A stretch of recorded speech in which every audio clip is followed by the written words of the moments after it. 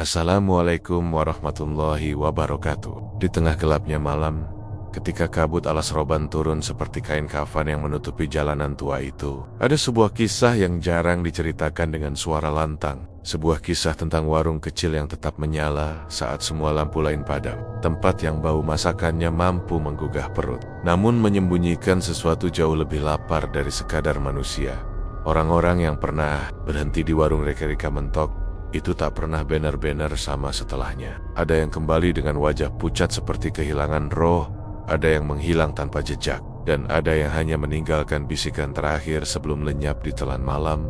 Di balik wajan panas dan sambal yang menggoda, tersembunyi perjanjian gelap sugihan yang menuntut tumbal, menunggu siapa saja yang tersesat oleh rasa lelah, haus, atau sekadar rasa penasaran. Malam ini, kisah itu kembali terulang, dan siapapun yang mendengarnya disarankan untuk tidak memandang terlalu lama ke arah kabut alas roban. Kadang, sesuatu di sana memandang balik.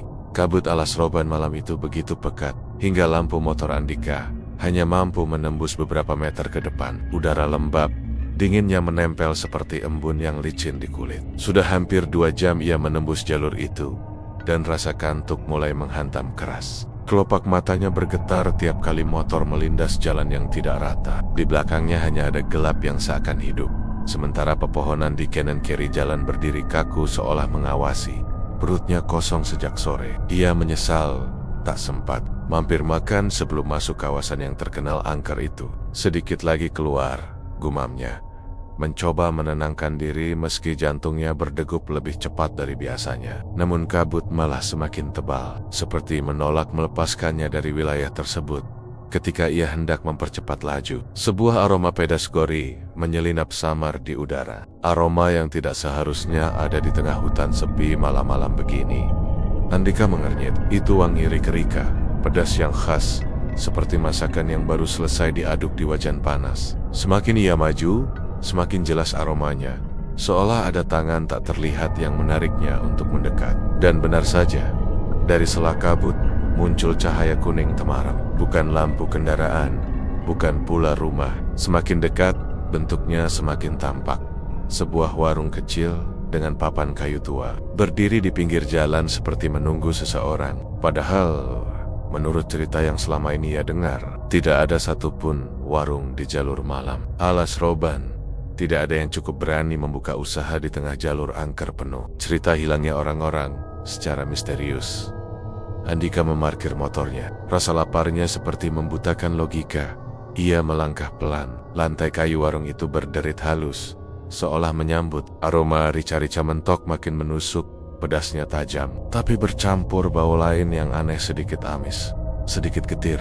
Di balik meja, seorang pria tua berdiri dengan senyum terlalu lebar. "Mampir nak, Rica-Rica Mentok baru matang," ucapnya. Suaranya rendah dan serak, seperti seseorang yang jarang berbicara, namun hafal betul setiap kata yang ia keluarkan.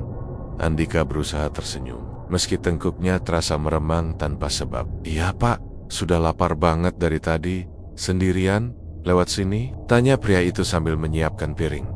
"Iya, mau ke rumah saudara di Kendal." Pria tua itu mengangguk pelan. Perjalanan malam di alas roban tidak baik untuk orang yang kelelahan. Ada cara ia mengucapkan kata kelelahan yang membuat Andika merasa seolah dirinya sedang dinilai. Ia hiraukan, mencoba duduk, tapi kursi kayu di warung itu seakan terlalu dingin, walau udaranya tidak sedingin itu. Piring Rica-Rica diletakkan di depannya. Kuah merah gelap mengilap, daging mentoknya tampak empuk, tapi aroma amis samar kembali menusuk. Andika ragu sejenak, lalu perutnya kembali berdenyut, memaksanya mengambil suapan pertama. Rasanya luar biasa, pedasnya menggigit, gurihnya dalam, dan ada rasa manis samar yang membuatnya ketagihan. Namun setelah beberapa suap, tiba-tiba ia merasa sesuatu aneh. Dari luar warung terdengar suara berbisik samar, seperti suara seseorang yang mencoba memanggil namanya dari kejauhan. Kabut di luar bergoyang, bukan seperti angin biasa, tapi seperti ada sosok yang bergerak perlahan di baliknya. "Pak, itu ada orang di luar ya?" tanya Andika spontan. Pria tua itu tidak menjawab. Ia hanya tersenyum, menatap Andika tanpa berkedip. Matanya terlalu hitam, terlalu dalam, seolah tidak memantulkan cahaya.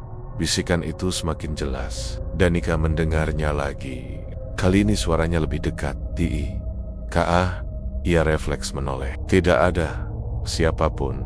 Hanya kabut tebal yang berubah bentuk seperti gulungan asap. Sudah, habiskan.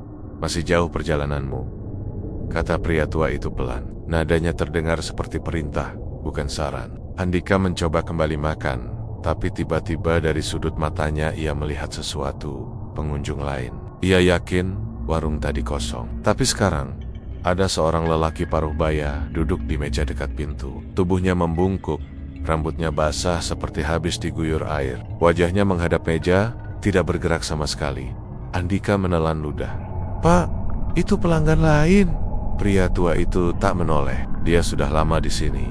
Lelaki itu tidak bergeming. Bahkan dada dan bahunya tidak bergerak. Tidak ada tanda ia bernapas. Andika ingin bangkit, tetapi tiba-tiba ia merasa tubuhnya berat. Kepalanya pusing, seolah suapan rekerika tadi menahan tubuhnya dari dalam. Tiba-tiba dari pintu warung terdengar suara kuek panjang, tapi bukan suara mentok biasa. Surt, berat, basah, dan menggema. Seakan keluar dari makhluk yang ukurannya tidak semestinya. Pria tua itu mendekat. Senyumnya perlahan memudar, berganti tatapan yang dingin dan kosong. Kamu datang pada waktu yang tepat, nak, ucapnya dengan suara rendah. Warung ini tidak muncul untuk semua orang. Andika menegang.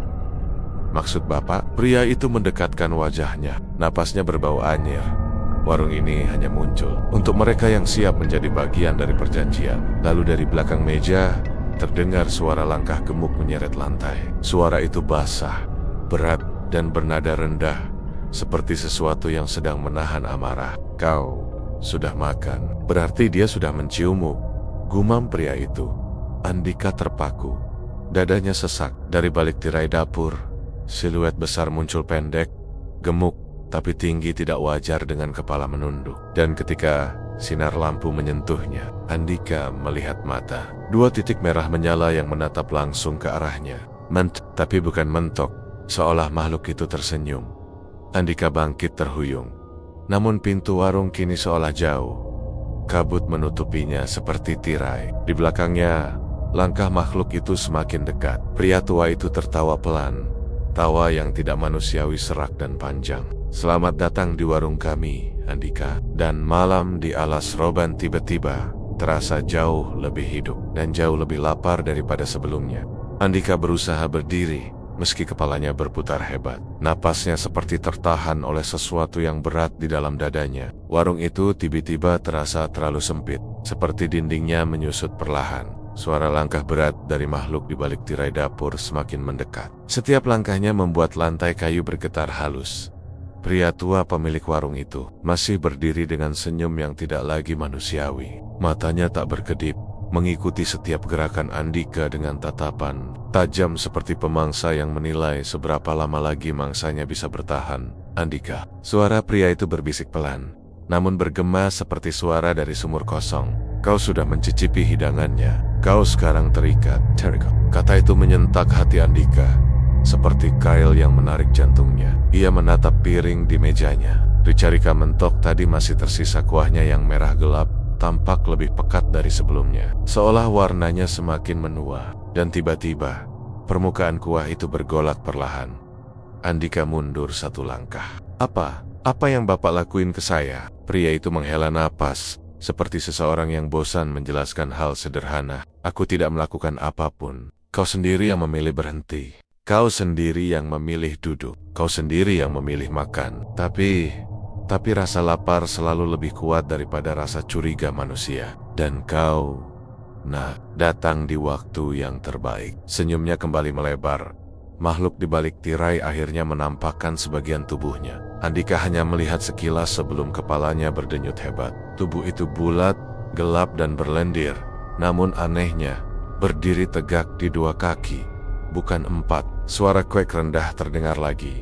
Kali ini lebih panjang, lebih berat. Seperti keluhan makhluk yang lama tertahan. Andika mendorong kursi, berusaha lari ke pintu. Namun langkahnya terhenti ketika piring makan di meja bergerak sendiri. Kuah Ricarika itu bergetar. Lalu muncul jelambang-gelambang kecil. Dari dalam kuah yang menghitam itu, terdengar suara lirih seperti bisikan yang keluar melalui air. Andi, kebalik. Suara itu, suara manusia. Andika membeku. Ia merasakan bulu kuduknya naik satu persatu, seolah udara di warung itu berubah menjadi dingin, membekukan. Ia memaksakan diri untuk tidak menatap piring itu lagi, tapi bisikan itu semakin kuat. Jangan lari. Andika menutup telinganya. Berhenti!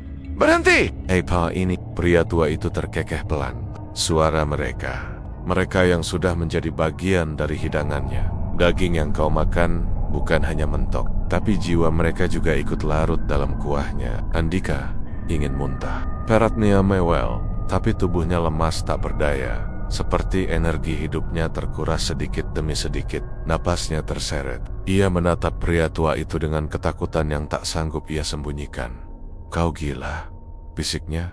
Gila. Pria itu tertawa pendek. Tidak nak, aku hanya memenuhi perjanjian. Langkah makhluk itu mendekat lagi. Dan kini Andika bisa melihat tangan atau lebih tepatnya, anggota tubuh yang menjulur dari balik tirai. Bentuknya seperti kaki unggas, tapi berukuran besar. Dengan sisik hitam kecoklatan dan kuku panjang yang basah, meneteskan cairan gelap ke lantai.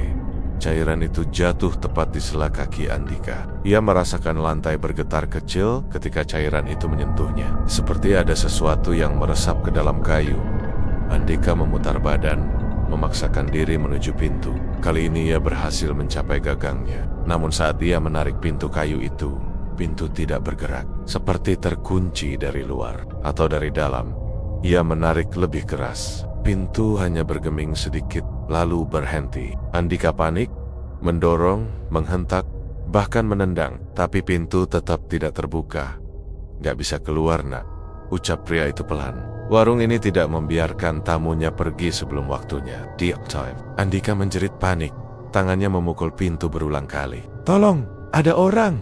Tolong bu, tolong. Namun tak ada jawaban. Yang terdengar hanya bisikan dari sela-sela bambu dinding warung. Seolah suara banyak orang bergema dari jauh. Andi, kak, jangan keluar. Kita di sini. Dialah. Andika terpaku. Keringat dingin membasahi punggungnya. Ia menoleh perlahan, memastikan suaranya tidak berasal dari hal yang ia takutkan. Tetapi ia salah. Piring rica-rica itu kini bergerak sendiri. Kuahnya memercik pelan. Dari dasar piring muncul mata sepasang mata manusia yang membesar, seperti seseorang yang tenggelam berusaha mencari udara terakhirnya. Mata itu menatap Andika langsung. Andika menjerit dan menendang meja hingga piring itu terlempar, pecah di lantai. Kuahnya muncrat dan suara jeritan samar muncul sekejap, lalu menghilang. Pria tua itu menghela napas panjang. Sayang sekali. Satu jiwa terbuang percuma. Makhluk dari balik tirai akhirnya menampakkan tubuhnya. Tubuh itu pendek tapi kekar, berlendir, dan bulunya hitam pekat. Kepalanya seperti mentok, tetapi paruhnya panjang, bengkok, dan gemuk seperti dilumuri darah yang belum kering. Matanya menyala merah, dalam kelap-kelip, seperti bara api. Makhluk itu mendekat, dan lantai kayu berderit keras setiap kakinya menyentuh tanah. Andika mundur hingga punggungnya menabrak pintu. Jangan dekat-dekat, bisik Andika, hampir tanpa suara. Pria tua itu meraih tongkat kayu di sampingnya. Waktunya menerima tamu, ucapnya dengan suara yang bergetar aneh. Seperti dua suara bicara bersamaan, makhluk itu mengeluarkan suara kuek panjang yang membuat udara di warung bergetar. Andika menutup telinganya, tapi suara itu terdengar dari dalam kepalanya. Bukan dari telinga. Suara lain muncul bersamaan. Suara banyak mulut berbicara dalam satu napas. Lapar. Makhluk itu mengangkat paruhnya tinggi-tinggi, seolah bersiap menyambar. Dan tepat ketika Andika merasa tubuhnya akan berakhir malam itu, sesuatu di luar warung terdengar suara keras, seperti seseorang memukul benda besi berulang kali. Pria tua itu berhenti. Makhluk itu berhenti. Suara itu muncul lagi. Duak, seperti seseorang memukul gerbang besar dengan paksa. Andika menatap pintu. Ada bayangan di balik kabut. Si Tausip mengetuk warung dengan keras, seperti mencoba masuk. Warung itu tiba-tiba menjadi lebih sunyi dari sebelumnya. Pria tua itu menggeram rendah. Bukan waktunya. Makhluk itu mundur sedikit, dan Andika dengan tubuh gemetar hebat menyadari satu hal. apapun yang berada di luar pintu warung itu, bukan manusia. Suara dentuman dari luar warung kembali terdengar lebih keras, lebih teratur, seperti sesuatu yang memukul-mukul pintu dari luar dengan benda berat. Pintu bergetar, dinding warung ikut bergetar. Lampu minyak di atas meja bergoyang, cahayanya berkilau seperti hendak padam. Andika terpaku. Suara ketukan itu bukan ketukan manusia. Terlalu dalam, seperti tulang besar yang menghantam kayu. Pria tua pemilik warung itu mendesis pelan. Dia tidak seharusnya datang sekarang. Makhluk mentok hitam di balik tirai mengeluarkan suara rendah, suara seperti geraman basah. Ia tampak gelisah, seperti tidak nyaman dengan kehadiran sesuatu di luar. Andika memanfaatkan momen itu. Ketika perhatian keduanya terpecah, ia memutar tubuh dan meraih gagang pintu sekuat tenaga. Untuk pertama kalinya, pintu itu bergerak sedikit lebih longgar. Andika mendobrak keras dan tiba-tiba pintu terbuka. Kabut tebal langsung menerobos masuk, menerpa wajahnya. Andika tak lagi memikirkan apapun. Ia langsung berlari keluar, meninggalkan warung itu tanpa menoleh. Suara pria tua itu membentak keras dari dalam. "Jangan biarkan dia keluar." Suara itu bergulung di udara, lebih dalam dari suara manusia normal. Seperti ada 2 atau 3 suara lain yang ikut berteriak bersamaan. Andika berlari sekuat tenaga. Tanah berkerikil di alas itu menghantam sepatunya. Nafasnya naik turun, dadanya serasa terbakar. Kabut menutup hampir seluruh pandangan. Hanya beberapa meter di depan yang tampak samar. Lalu ia mendengar langkah berat dari belakangnya seperti kaki besar menyeret kayu. Langkah itu sangat cepat, tapi tidak beraturan, seperti makhluk yang tidak seharusnya berlari dengan 2 kaki. Suara itu menggema dari dalam kabut panjang, dalam, memantul dari batang-batang pohon. Andika memaksa dirinya berlari lebih cepat, meski kakinya hampir terpeleset beberapa kali. Namun 5 detik kemudian, suara lain menyusul. Suara sayap besar mengepak perlahan, seolah makhluk itu terbang rendah. Tidak mungkin, mentok tidak bisa terbang sejauh itu. Namun makhluk itu bukan mentok. Kabut di belakangnya bergoyang keras. Lalu terdengar suara seperti tubuh besar menabrak tanah. Andika tidak menoleh. Ia tahu, jika ia melihatnya, kaki dan keberaniannya akan lenyap saat itu juga. Tiba-tiba sebuah bayangan besar melintas di sisi kiri. Andika berhenti mendadak. Tidak mungkin. Di depan matanya, jalan alas roban yang seharusnya lurus, sekarang membelok tajam ke arah lain. Seperti jalur itu berubah bentuk. Padahal ia yakin 100% jalan tadi lurus. Tidak ada persimpangan. Andika menarik napas panik. Ia melihat kembali ke arah belakang. Kabut berputar-putar seperti pusaran air, membentuk lingkaran gelap. Suara kuek berat itu terdengar lagi lebih dekat, membuat tanah di bawah kakinya bergetar halus. Ia mengambil jalur ke kiri, satu-satunya jalan yang muncul entah dari mana. Semakin jauh ia berlari, semakin aneh suasananya. Pohon-pohon tampak berbeda, lebih rapat, seperti saling menelan. Suara serangga menghilang. Angin tidak bergerak. Hening yang tidak normal. Andika sadar sesuatu. Ia tidak lagi berada di jalan utama. Ia tersesat, bukan karena memilih jalan salah, tapi karena jalannya dipindahkan oleh sesuatu. Ia memperlambat langkah. Napasnya tersengal-sengal. Ini mimpi. Ini pasti mimpi. Tapi dinginnya udara menusuk terlalu nyata. Rasa darah di tenggorokannya karena terlalu cepat berlari terlalu terasa untuk sebuah mimpi. Di tengah hening itu, suara kecil terdengar dari belakang pepohonan. Kak. Andika mematung. Itu suara perempuan, lirih, seperti suara seseorang yang tenggelam. Ia melangkah perlahan mundur. Suara itu datang lagi, lebih jelas. Andika. "Tolong kami." Andika menoleh perlahan. Kabut di depannya menggulung pelan. Dari balik kabut itu, muncul bayangan manusia, tinggi, kurus, rambutnya panjang menutupi wajah, tubuhnya basah, seperti baru diangkat dari kolam gelap. Tangannya gemetar saat terulur ke arah Andika. Andika terpaku. Siapa kamu?" Perempuan itu mengangkat wajahnya perlahan dan hanya memperlihatkan rongga gelap di tempat matanya seharusnya berada. Mulutnya bergerak, tapi suara yang keluar adalah ratusan bisikan yang tumpang tindih. "Andika, jangan kembali ke warung itu. Kami sudah makan." Andika menjerit mundur, terjatuh, lalu merangkak cepat menjauh. Namun dua bayangan lain muncul di kiri dan kanan. Bentuknya sama, manusia tanpa wajah. Tubuhnya bergetar, kulitnya pucat, kibu-abuan seperti daging busuk. Suara mereka bergema dari segala arah. Lari, jangan biarkan dia mendapat MU. Mentek, sudah menandai. Ian. Andika terhuyung bangkit dan berlari lagi. Kakinya kini bergerak tanpa kendali, seperti naluri panik mengambil alih tubuhnya. Kabut semakin tebal, jalan semakin sempit. Pepohonan seperti menutup jalur di belakangnya. Tiba-tiba langkah besar terdengar lagi. Kali ini sangat dekat, sangat cepat. Kuek, suara itu menggema begitu kuat hingga Dondon gugur dari pepohonan. Tanah bergetar. Suara itu berasal dari belakangnya tidak lebih dari 5 meter. Andika merasa jantungnya hampir pecah. Ia menoleh sekilas, dan di balik kabut ia melihat dua mata merah menyala mendekat, melesat seperti bara hidup. Ia berlari tanpa arah, hingga tiba-tiba tanah di bawahnya hilang. Andika jatuh, tubuhnya terguling menuruni lereng curam, menghantam akar, batu, dan semak. Dunia berputar cepat, hingga akhirnya ia menghantam tanah keras di bawah lereng Eatur Giltag. Napasnya tercekat, kepalanya berdenging, dan dari atas lereng, ia mendengar suara langkah makhluk itu mendekat.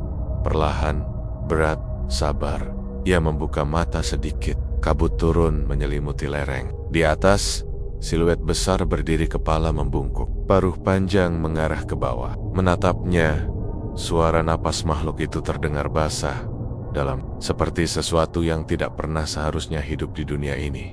Lalu, dari kejauhan, terdengar suara lain. Sebuah suara lantang, suara manusia. Andika, sini, cepat. Andika memicingkan mata. Di sisi lain lereng, seseorang melambaikan tangan, membawa lentera besar.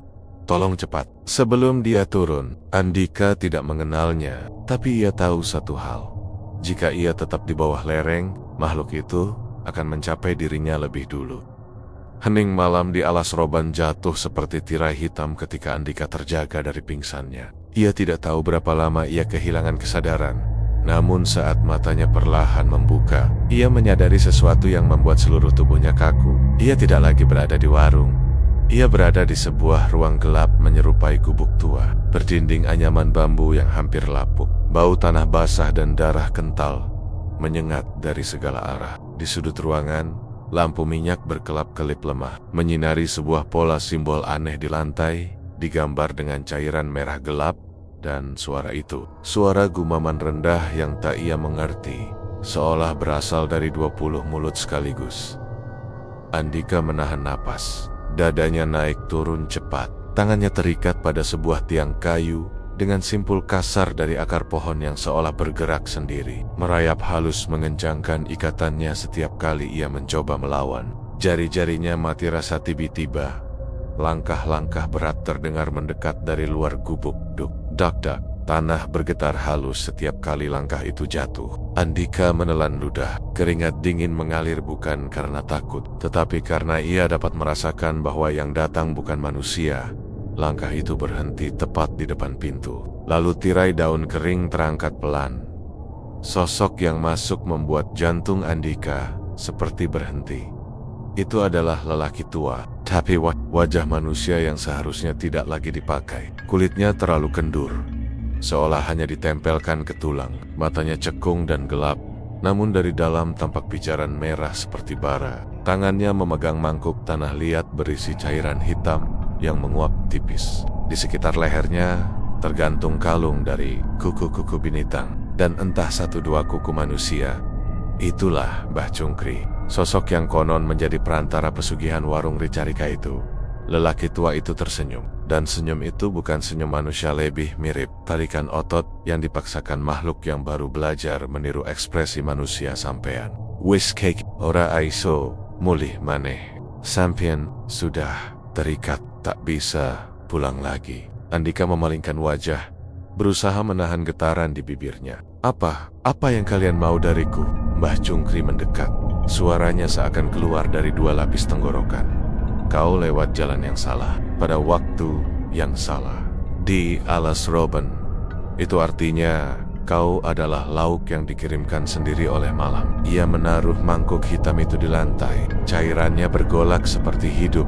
Warung itu bukan hanya tempat makan. Lanjutnya, ia adalah pintu. Dan kau adalah tumbal ke-47. Andika menggigit bibirnya. Darah terasa. Aku tidak mau mati di sini. Mbah Cungkri tertawa. Pelan namun gaungnya memukul seluruh ruangan. Anak muda, tidak ada yang mau. Tapi pesugihan tidak mengenal keinginan. Ia kemudian menyentuh simbol merah di lantai. Saat jarinya menyentuh permukaannya, simbol itu menyala samar seolah memiliki darah yang masih hangat. Gumaman yang tadi terdengar samar kini bergema. Lebih kuat suara banyak, namun tidak berasal dari luar. Suara itu datang dari bawah lantai, seolah banyak mulut berbisik di antara tanah. Dari celah-celah lantai bambu, cairan merah kehitaman merembes keluar, mengalir perlahan menuju tempat Andika terikat. Andika meronta, tapi ikatan akar justru semakin mengencang, menusuk kulitnya. Mbah, tolong. Suaranya parau, pecah. Aku belum siap mati. Lelaki tua itu menatapnya. Dalam sesaat, matanya berubah. Bukan lagi merah seperti bara, tapi hitam menganga seperti lubang tanpa dasar. Aku hanya perantara, bisiknya. Yang kau hadapi adalah pemilik lapar, makhluk yang mengabulkan rezeki pemilik warung. Dan makhluk itu akan mengambilmu tepat saat ritual ini selesai. Pintu gubuk berderak, angin dingin menerobos masuk, membawa bau bangkai mentok busuk. Lampu minyak bergetar, hampir padam. Dan dari kegelapan pintu, pasangan mata putih muncul perlahan. Lalu satu lagi, dan satu lagi. 3 sosok berleher panjang, dengan tubuh basah berlendir, merayap masuk seperti ular. Mereka bergerak tanpa bunyi langkah, hanya suara seret daging. Mulut mereka terbuka, membentuk senyum menyeringai yang terlalu lebar untuk makhluk hidup. Andika ingin berteriak, tapi udara seolah hilang dari paru-parunya. Mbah Cungkri menunduk dalam-dalam dan berujar lirih. Ritualnya dimulai. Jangan melawan, nak. Sebab kalau kau teriak, mereka makin lapar. Ketiga makhluk itu mendekat, sangat dekat. Dan dari bawah lantai, suara ribuan bisikan bangkit bersamaan seperti gelombang. Darah, darah, tumbal, tumbo. Gubuk itu langsung dipenuhi hawa panas ketika sosok raksasa itu masuk. Bukan panas seperti api, melainkan panas yang membuat tubuh Andika terasa digenggam tangan besar. Tak terlihat panas yang menekan, membuat paru-paru serasa dipaksa mengecil. Makhluk itu berdiri tegak di depan pintu. Tingginya hampir menyentuh atap gubuk yang sudah rapuh. Tubuhnya hitam pekat seperti bayangan yang dipadatkan. Di punggungnya tampak bekas luka panjang, seperti cambukan tua yang sudah mengering. Lehernya tebal, bahunya lebar, dan lengannya sekuat batang pohon. Namun yang paling membuat Andika ingin berteriak adalah wajahnya.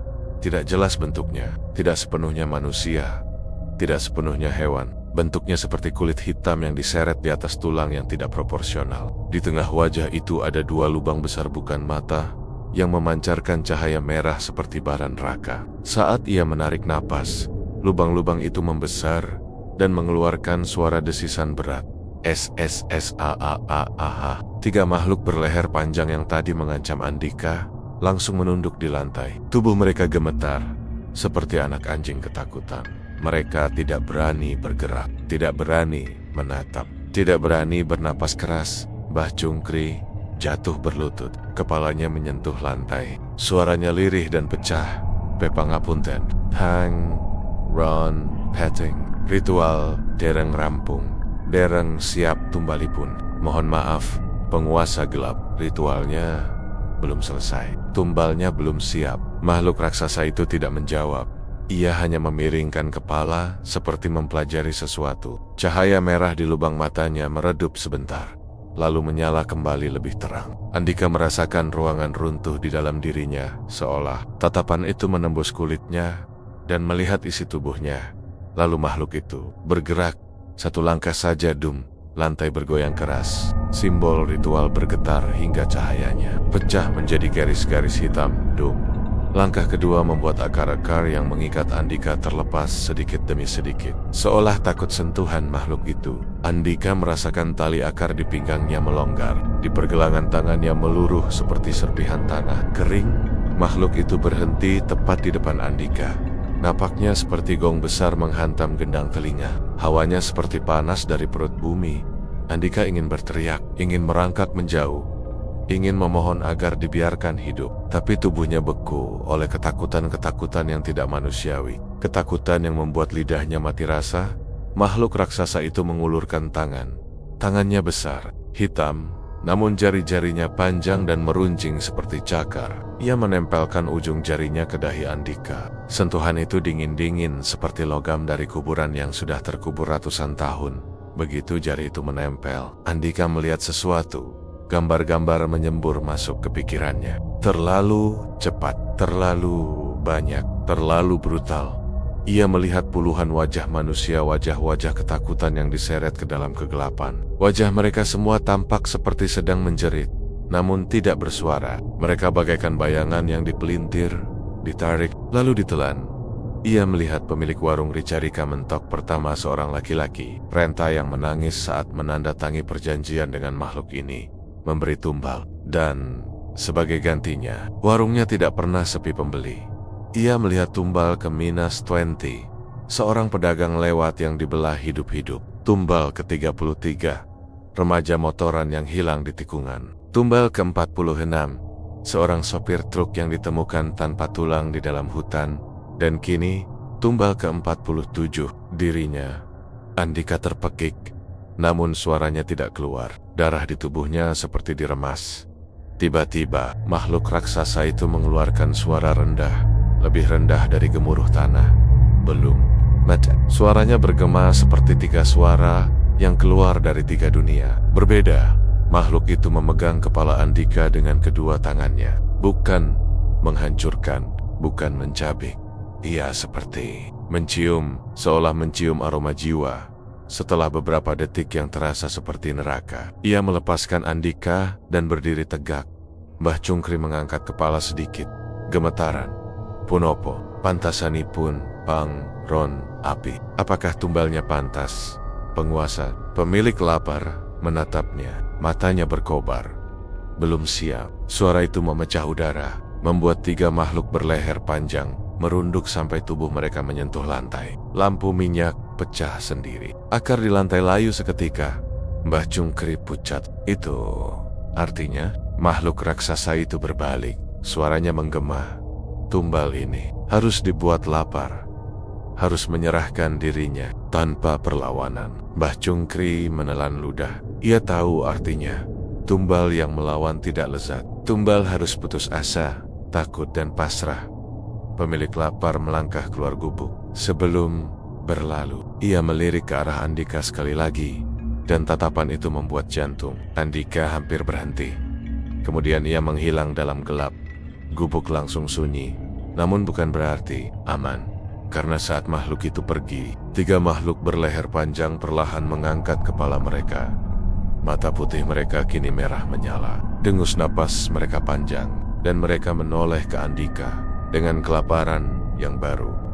3 makhluk berleher panjang itu merayap makin dekat. Gerakan mereka seperti hewan yang kehilangan tulang lunak, lentur, dan tidak wajar. Setiap kali tubuh mereka menyentuh lantai, terdengar suara celepok basah, seperti daging baru disembelih. Aroma amis bercampur belerang menyengat, membuat Andika hampir muntah.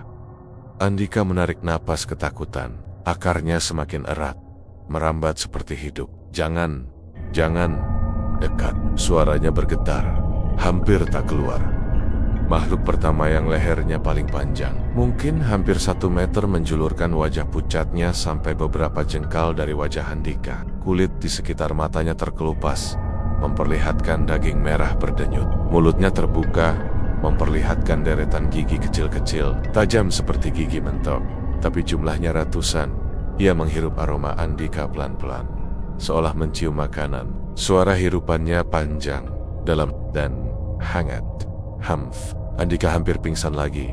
Makhluk kedua bergeser ke kanan, menjulurkan lidah panjang berwarna gelap. Lidah itu menyentuh lantai, menjilat ceceran cairan merah dari simbol ritual. Ketika lidah itu menyentuh simbol, simbol tersebut berdenyut seperti organ hidup dan membalas dengan cahaya merah.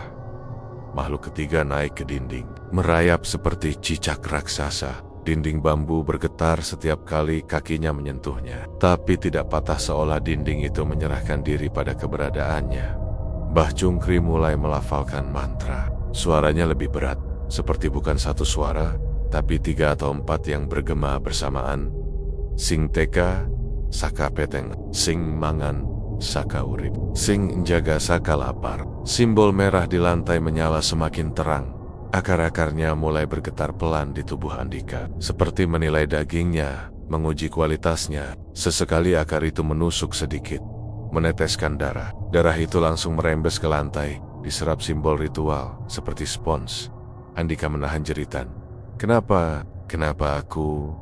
Ia mencoba bicara di sela napas pendek yang tersengal. Mbah Cungkri membuka matanya sedikit. Kalau pada jam sing dudu jam, manungsa, jam ketika hutan ini bukan milik kalian. Hanya itu sebabnya kau bukan dipilih, kau ditemukan. Makhluk berleher panjang tiba-tiba menempelkan wajahnya ke dada Andika. Lehernya membengkok ekstrem, tidak seperti makhluk hidup. Andika merasakan napas dingin menyusup ke kulitnya. Makhluk itu berbisik dengan suara yang bukan suara manusia, suara yang seperti keluar dari tenggorokan mentok sekarat. Lapar, lapar. Makhluk kedua memakik pelan, menyerupai suara mentok, namun lebih rendah, lebih panjang, dan lebih manusia. Ia menjulurkan lidahnya, kali ini menuju leher Andika. Mbah Cungkri menghentikan mantra. Ia menatap Andika, dan untuk pertama kali, ada sedikit rasa iba dalam tatapannya. Tahan, sedikit lagi nak. Setelah mereka mencicipi aromamu, mereka akan mengambil ragamu. Itu bagian paling sakit. Setelah itu, kau tidak akan merasa apa-apa. Ucapan itu tidak membantu. Cahaya di lantai tiba-tiba berubah warna dari merah menjadi hitam pekat. Simbol ritual membentuk pusaran kecil, dan suara dari bawah lantai semakin keras. Lauk, lauk. Lantai gubuk bergoyang, akar semakin hidup. Makhluk-makhluk itu menjadi liar. Makhluk di dinding melompat ke lantai, mengeluarkan suara dek berat. Mata putihnya melebar, pupilnya membesar seperti lubang. Dari mulutnya menetes cairan hitam. Makhluk pertama membuka mulutnya, lebih lebar lagi, bahkan lebih dari yang seharusnya bisa dilakukan oleh rahang makhluk hidup. Rahang itu terbelah sampai leher. Andika mengerang, ketakutan mencapai puncaknya.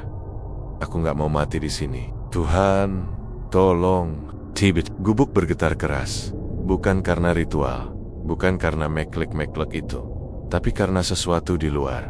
Suara langkah berat lebih berat. Dari langkah Mbah Cungkri mendekat. Dum, dam. Getarannya membuat lampu minyak padam seketika. Cahaya di dalam gubuk kini hanya berasal dari simbol ritual yang hitam berputar. Mbah Cungkri membelalak. Wajahnya berubah pucat tidak karena ritual, tapi karena ia mengenali suara itu. Cilaka, iki ora sesuai ritual. Iki dudu waktune. Sial, ini tidak sesuai ritual.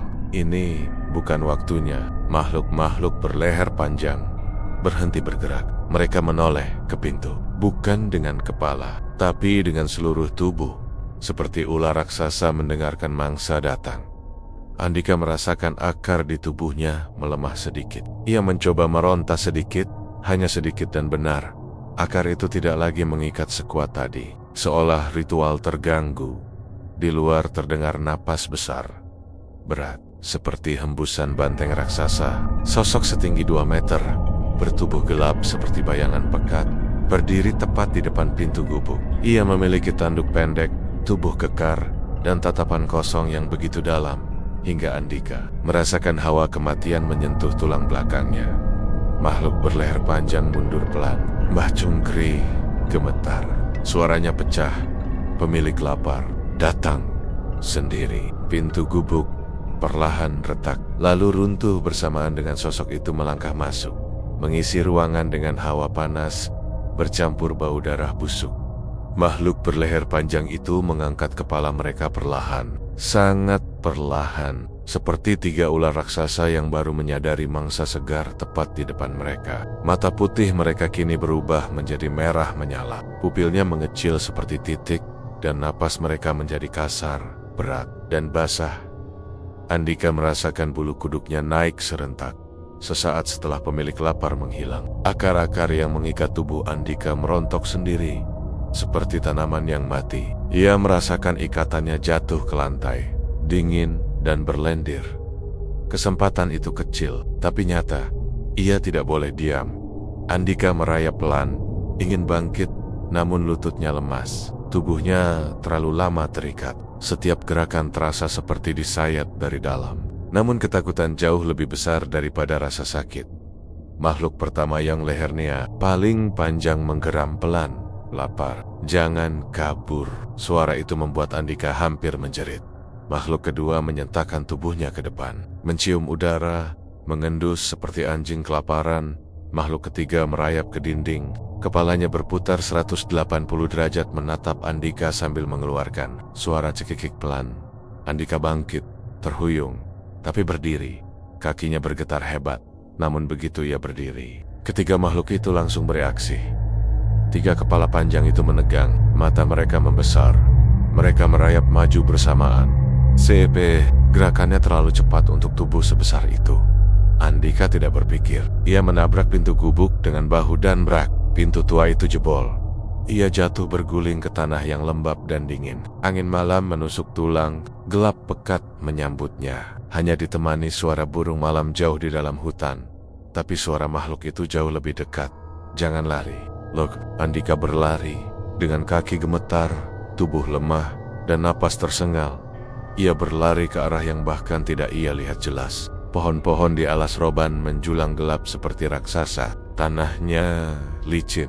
Akar-akar pohon mencuat seperti tangan-tangan mayat menunggu mangsa. Di belakangnya, suara gerakan cepat terdengar grek-grek-grek-grek dan suara tubuh daging besar menyeret tanah.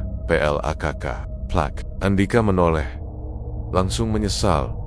Salah satu makhluk itu merayap di atas tanah dengan kecepatan luar biasa. Lehernya memanjang beberapa meter, mulutnya menganga, mengeluarkan air liur hitam yang menetes membakar rumput. Makhluk kedua memanjat pohon, lalu melompat dari satu pohon ke pohon lain, seperti predator hutan. Makhluk ketiga bergerak dengan cara merayap lurus, seperti lintah, tanpa suara yang justru lebih menakutkan. Andika tersandung akar pohon dan jatuh. Bup, udara keluar dari paru-parunya. Ia merangkak, mencoba bangkit lagi. Sebuah suara, cekarek, memecah keheningan. Makhluk di atas pohon melilit batang pohon dengan lehernya, lalu mengayun turun seperti cambuk hidup, mencoba menangkap Andika. Andika berguling tepat sebelum leher itu menghantam tanah. Tanah tempat kepalanya jatuh terbelah seperti dipotong benda tajam. Astaga, Andika menjerit spontan. Makhluk itu tertawa. Tawa yang bukan tawa. Lebih seperti suara mentok disembelih, bercampur suara manusia dicekik. Hehe, jangan kabur. Andika bangkit lagi. Berlari tanpa arah. Dadanya panas. Udara tidak masuk. Ia merasa kepalanya pusing, tapi ketakutan memaksanya terus bergerak. Di tengah kegelapan, ia melihat sesuatu. Cahaya kecil seperti lampu motor dari kejauhan. Itu jalan raya, atau setidaknya jalan setapak. Apapun lebih baik daripada hutan ini. Andika mengarahkan tubuhnya ke cahaya itu. Namun suara di belakangnya bergema keras. Dapat. Makhluk pertama melompat. Lehernya memanjang seperti cambuk. Kepala makhluk itu hampir menyambar betis Andika. Hanya kurang 1 sentimeter. Andika mengerahkan seluruh tenaga yang tersisa. Selangkah lagi, hanya 1 langkah lagi menuju cahaya itu. Namun dunia tidak pernah semurah itu. Makhluk ketiga yang merayap tanpa suara tiba-tiba muncul dari sisi kanan Andika. Ia menyambar dengan wajahnya yang mengerikan. Gigi-giginya berderet ratusan. Mulutnya menganga seperti mulut ikan besar. Andika terpleset. Ia jatuh ke tanah. Tepat saat makhluk itu hampir menerkamnya. Seketika, cahaya dari kejauhan berubah intens. Semakin terang, semakin dekat dan suara mesin keras memecah sunyi. NGWAAAENGG. Lampu itu bukan cahaya mati. Itu adalah motor. Seseorang sedang melaju langsung ke arah mereka. Andika menutup wajahnya. Suara makhluk itu meraung bersamaan. Dan ketika cahaya menyambar mereka, bunyi klakson keras mengiris malam. Semua makhluk itu mundur, meraung seperti terbakar cahaya. Andika mengangkat kepalanya.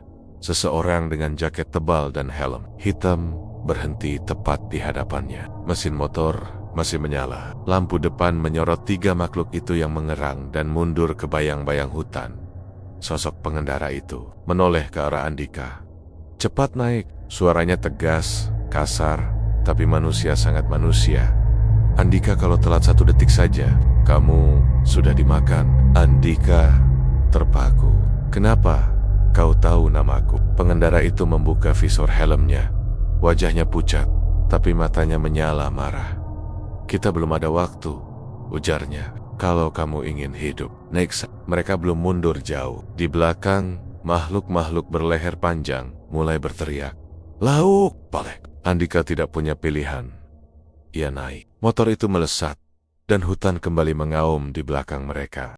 Angin malam tiba-tiba berubah menjadi jauh lebih dingin, menusuk tulang, seperti ada sesuatu yang berusaha merayap masuk melalui pori-pori kulit. Andika merapatkan jaketnya, namun hawa dingin itu bukan sekadar udara, ada sesuatu yang hidup di dalamnya. Di balik pepohonan, suara ranting patah terdengar berulang. Perlahan mendekat, Ustadz Marwan berdiri di samping Andika.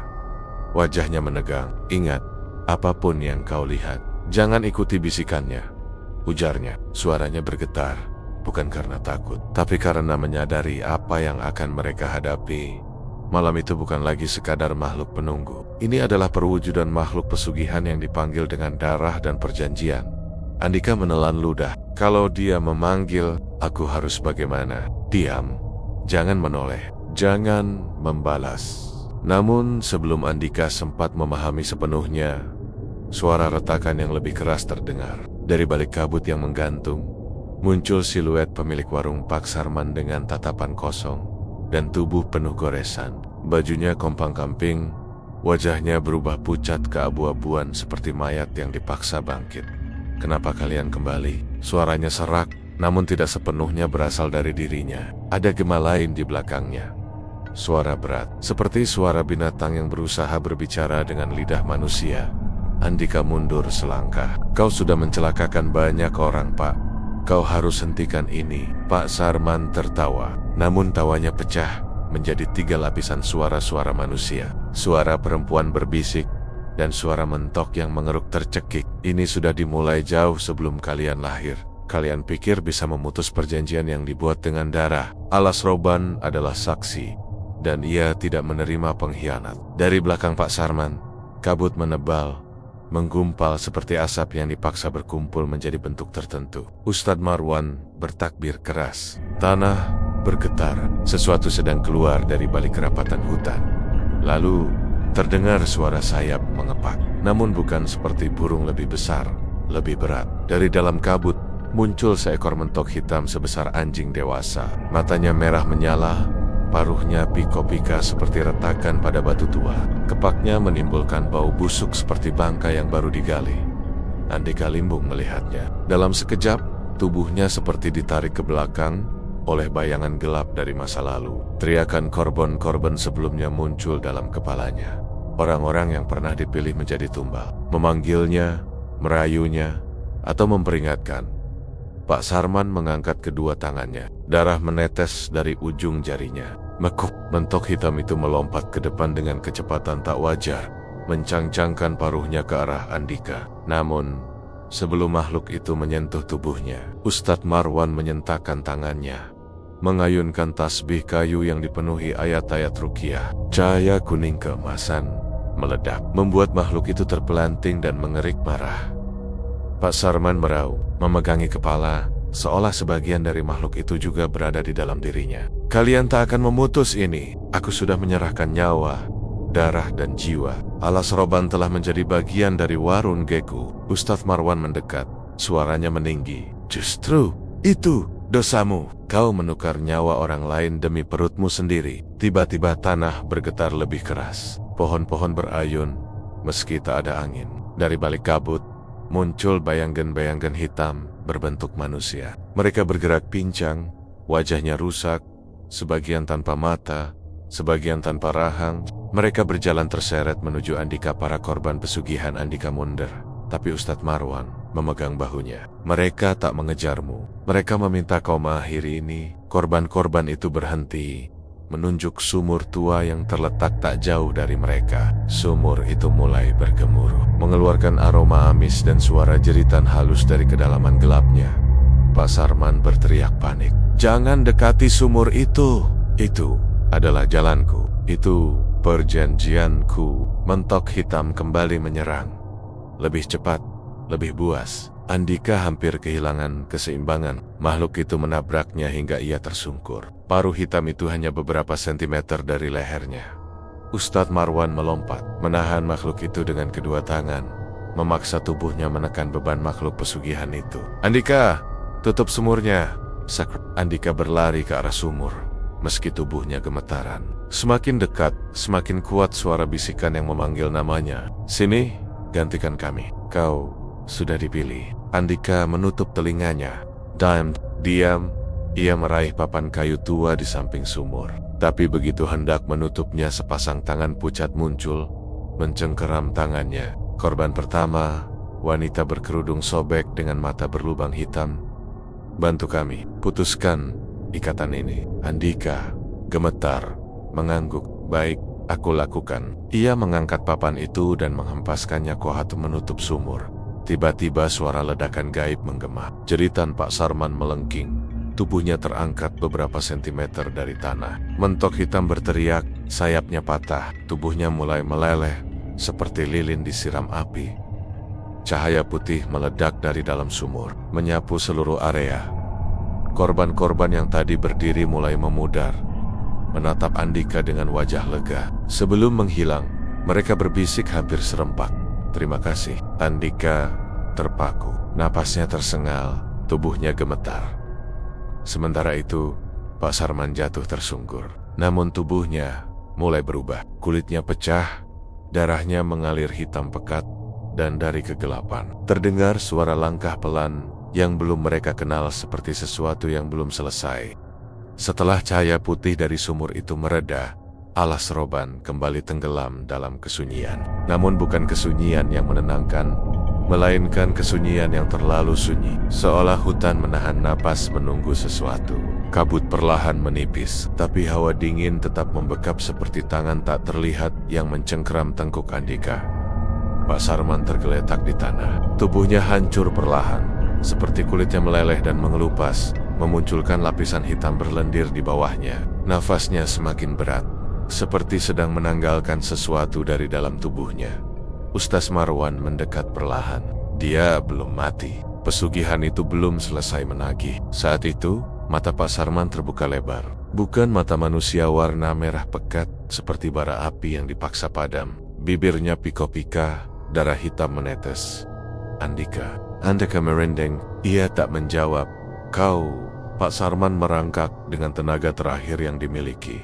Kau sudah menutup sumurnya. Itu adalah jalan tumbal. Tiba-tiba tubuhnya kejang, mulutnya berbusa hitam. Kalau jalan tumbal ditutup, pesugihan butuh pengganti. Jeritan itu menggema, membuat udara bergetar.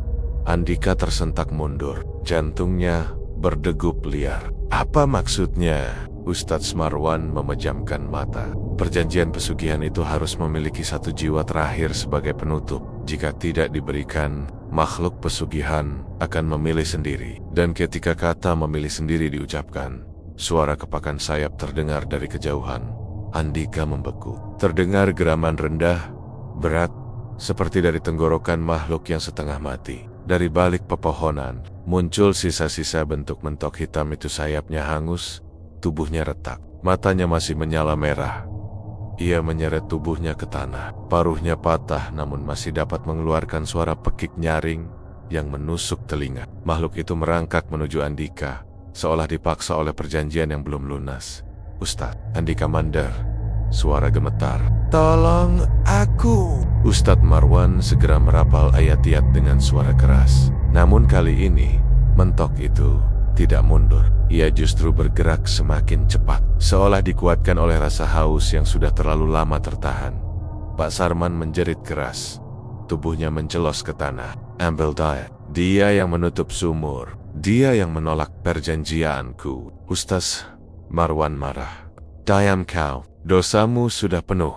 Makhluk pesugihan itu akhirnya melompat, meski setengah tubuhnya sudah hancur. Andika menjerit, namun sebuah cahaya besar meledak dari tasbih Ustaz Marwan, menghantam makhluk itu hingga terbanting jauh ke batang pohon.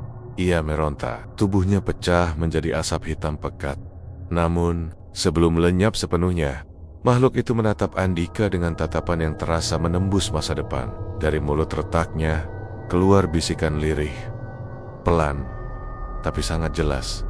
Perjanjian belum selesai. Lalu tubuhnya meledak menjadi debu hitam yang menghilang ke udara. Pak Sarman menjerit panjang. Begitu makhluk itu menghilang, tubuhnya mengering cepat. Kulitnya menempel pada tulang, lalu runtuh menjadi abu dalam hitungan detik.